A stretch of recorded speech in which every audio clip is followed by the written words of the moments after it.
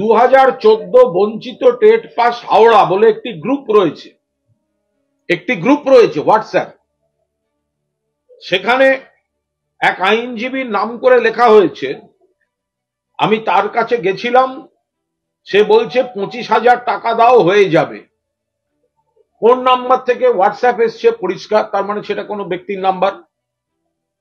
আবার আরেকজন বলছে সেই লয়ার আমার কাছ থেকে 40 নিয়েছিল, মনে হচ্ছে পুরোটাই জলে গেল। 40 না 80 বলতে পারবো না, কারণ 8টা এটা বাংলা, ইংরেজি 8 কি বাংলা 4 বোঝা যাচ্ছে না। যাই হোক, টাকা নিয়েছিল। এবার এখানে একজনের নামও রয়েছে, ফিরদৌস। এবার ফিরদৌস নামে অনেকেই হতে পারে, নির্দিষ্টভাবে ফিরদৌস বললে অমুক ব্যক্তি ফিরদৌস সে তো আমরা জানি না। ফিরদৌস নামে অনেকে থাকতে পারে, কিন্তু এই গ্রুপে বলছে ফিরদৌসের কাছে গেছিলাম, বলছে 25,000 টাকা দাও হয়ে যাবে। এখন কে এই ফিরদৌস? আমি নির্দিষ্টভাবে কোনো ফিরদৌসকে বলছি না, কারণ এখানে নির্দিষ্ট কোনো পরিচয় দেয়া নেই, বা যারা যার মতো ভেবে নেবেন। আচ্ছা, আইনজীবী টাকা নিয়ে মামলা করবে না কি? আইনজীবী সব মামলা যদি বিনা পয়সা করে থাকে, তো চাকরি চুরি বা গরু চুরি বা বালি চুরি করতে হবে। আমার চেম্বারে যারা আসে, আমার চেম্বারে 2টো খাতা মেনটেন হয়, আপনারাও আসেন, আপনারাও জানেন, যারা মক্কেল হিসেবে আসে কে কবে কখন আসবে। কারণ আমি কোর্ট শেষ করার পরে 4:30 থেকে ওই 4টের পরে, যেদিন যে কোনোদিন 3:30 শেষ হয়, কোনোদিন 4টে শেষ হয়, কোনোদিন 4:30 শেষ হয়, কোর্ট শেষ হওয়ার পরে আমি আমার এই চেম্বারে বসি। কে কখন দেখা করবে সেই জন্য ভিজিটার যে খাতা সেটা মেনটেন হয়, 1, 2, 3, 4 করে নাম লেখা থাকে এবং ফোন নম্বর লেখা থাকে। শুধু তাই না, মামলা দেওয়ার পরে সে তার নাম কি, তার ফোন নাম্বার কত, কি মামলা দিয়ে গেল, কত টাকা দিয়ে গেল, সে আজ থেকে মেনটেন করছি তা কিন্তু নয়। এই দেখুন, এটা 2021 থেকে 22-এর খাতা, এই দেখুন 2022-এর পরের খাতা, আজ থেকে মেনটেন করছি না। শুধু তাই না, এই মেনটেন হওয়ার পরে আমার বিভিন্ন ব্যাংকের বিভিন্ন অ্যাকাউন্ট, ও চাইলে যে কেউ তথ্য নিতে, এই তথ্য পাওয়া খুব একটা কঠিন কাজ না। আমার প্যান নাম্বার দিলেই পেয়ে যাবেন, ওদের অনেক ব্যাংক ম্যানেজার জানা আছে। তো সেই সমস্ত তথ্য নিয়ে আমার চার্টার্ড অ্যাকাউন্টেন্ট, একটা সিএ ফার্ম যাকে এনগেজ করা আছে, অডিট করে।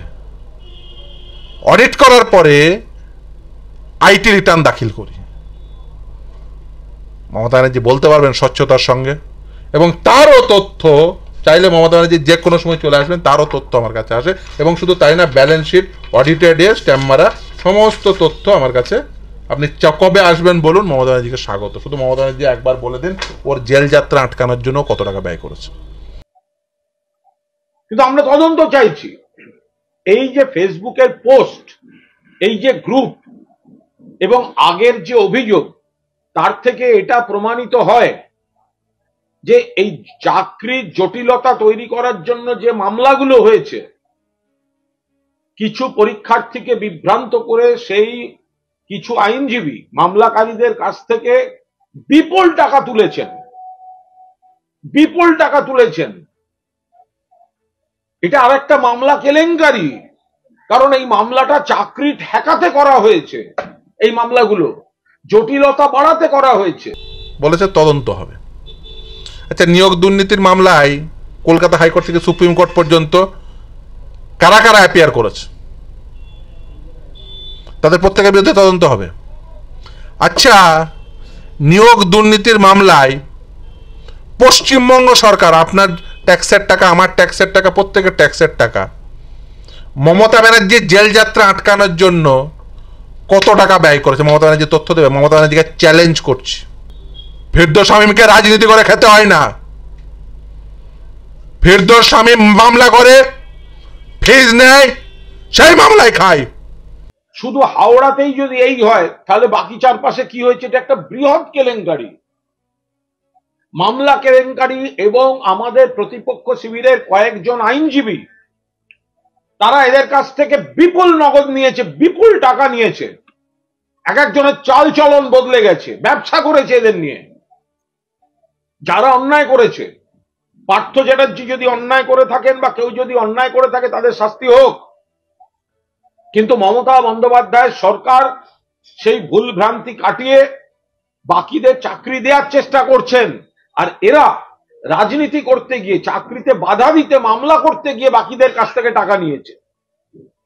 আমরা এর পূর্ণাঙ্গ তদন্ত চাই। কে এই ফিরদৌস, আর কোন কোন লয়ার টাকা নিয়েছে, কেন টাকা নিয়েছে, কত টাকা নিয়েছে, রিসিট দিয়েছে কিনা, আনঅ্যাকাউন্টেড মানি হলে সেই টাকাটা কোথায় গেল, কজনের কাছ থেকে কত টাকা এসেছে, এদের সম্পূর্ণভাবে তদন্তের আওতায় আনতে হবে। একবার রাম জেঠমালানি বলেছিল যে আমার ক্লার্ক ও একজন এমপি থেকে বেশি টাকা আয় করে। এবার আসি শাসক দলে। শাসক দল বলেছে, পরে যে সাংবাদিক সম্মেলন করেছে তার আশেপাশে ঘোরা আইনজীবী সম্পর্কেও বলবো, পরে বলবো। সেই শাসক দলের একজন আইনজীবী সাংসদ রয়েছে।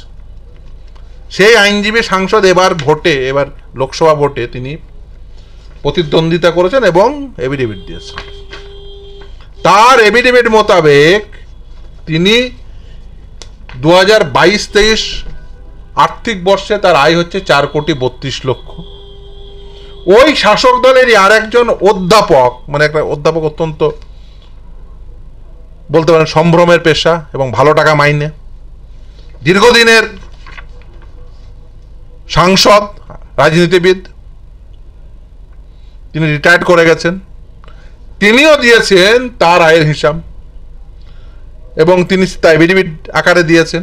বলেছেন 22-23 আর্থিক বছরে তার আয় হচ্ছে 34,16,873 টাকা। অর্থাৎ একজন আইনজীবী সাংসদ একজন প্রাক্তন অধ্যাপক সাংসদের 10 গুণের থেকে বেশি টাকা আয় করে।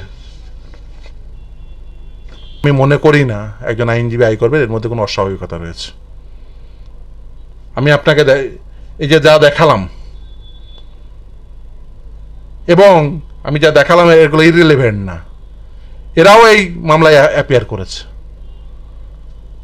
সে আইনজীবী অত্যন্ত নামী আইনজীবী, আমি মনে করি এর থেকেও বেশি টাকা আয় করতে পারেন। তার স্ত্রী বাংলো কিনছে 160 কোটি টাকায়। অত্যন্ত নামী আইনজীবী, আমি মনে করি যদি রাজনীতিতে না থাকতেন, এই পেশায় থাকলে তার থেকে বেশি টাকা আয় করতেন, যা রিটার্ন দেখিয়েছেন। অত্যন্ত নামী আইনজীবী। আইনজীবী আয় করবে এটাই স্বাভাবিক, ভালো চিকিৎসক আয় করবে এটাই স্বাভাবিক, একজন আইনজীবী আয় করবে এটাই স্বাভাবিক। একজন আইনজীবীর কাছে যে ভালো আইনজীবী তার কাছে মক্কেল আসবে এটাই স্বাভাবিক। অস্বাভাবিক হচ্ছে যদি যার যেটা করার কথা না সেটা যদি করেন। দেখুন, তার কারণ এই মামলাগুলো যখন আমি শুরু করি, বিশেষ করে এই যে আপনি যদি মনে করেন এই সিবিআই তদন্তের নির্দেশ থেকে এই সমস্ত কিছু শুরু হয়েছে, এই রাজ্যের দুর্নীতি ধরা পড়েছে, তা কিন্তু নয়। প্রথম এই রাজ্যে শিক্ষাক্ষেত্রে দুর্নীতির নমুনা পাওয়া গেছিল, আপার প্রাইমারির গোটা মেরিট লিস্ট বাতিল হয়েছিল। সেই মেরিট লিস্টে বিভিন্ন তথ্য দিয়েছিলাম, সেই মেরিট লিস্টে কি কি গোলযোগ রয়েছে। টেটের মার্কসের ম্যানিপুলেশন, একাডেমিক মার্কসের ম্যানিপুলেশন। শুধু তাই না, একজন ব্যক্তি যে কাট অফ ডেট থাকে, অর্থাৎ ফর্ম ফিল আপ করার যে কাট অফ ডেট থাকে তার 2 বছর পরে ফর্ম ফিল আপ করে তার নাম মেরিট লিস্টেড ছিল। এই সমস্ত ডকুমেন্ট দিয়ে মামলা করেছিলাম। যখন দেখেছে ফিরদৌস শামীম এইসব করছে, এই মামলাগুলো তৈরি করছে সুন্দর করে ডকুমেন্ট নিয়ে, এ তো খবর থাকে না তা তো নয়, ওরও তো আইবি আছে। ফলে ও দেখেছে যে একে কোনোভাবেই কিছু করা গেল না, অনেক কিছু করার চেষ্টা করা হলো মামলা থেকে যাতে সরানো যায়, কিন্তু কোনোভাবে যখন কিছু করা গেল না, তখন তাকে কি করতে হবে? কালিমা লিপ্ত করতে হবে, অন্য প্রয়াস করতে হবে মামলা থেকে যাতে সরে যায়। তার যেটা সব থেকে বেশি স্ট্রং পয়েন্ট সেটাকে অ্যাটাক করতে হবে। ভদ্র সভ্য মানুষ, কালি ছিটাও, তাহলে হয়তো সরে যাওয়া হবে। ও তুমি চিনো নি ফিরদৌস শামীমকে, ও তুমি যা বলবে তত শক্তিশালী হবো, যে কেউ দেখে নিতে পারে। একদিন এসে ফিরদৌস শামীমের পেছু পিছু ঘুরো, কত মামলা করে ফিরদৌস শামীম দেখে নিও। আর সেই সব আইনজীবী আশেপাশে ঘুরে বেড়ায়, যারা সাংবাদিক সম্মেলন করছে নিয়ে ঘুরে বেড়ায়, তাদের মাধ্যম দিয়ে কি করছো? বেশি বেরো না, খবর নেব নাকি, দেখাবে নাকি? বেশি বাড়বে না, ওষুধের খবরও নেব, বাইপাসের অফিসের খবরও নেব,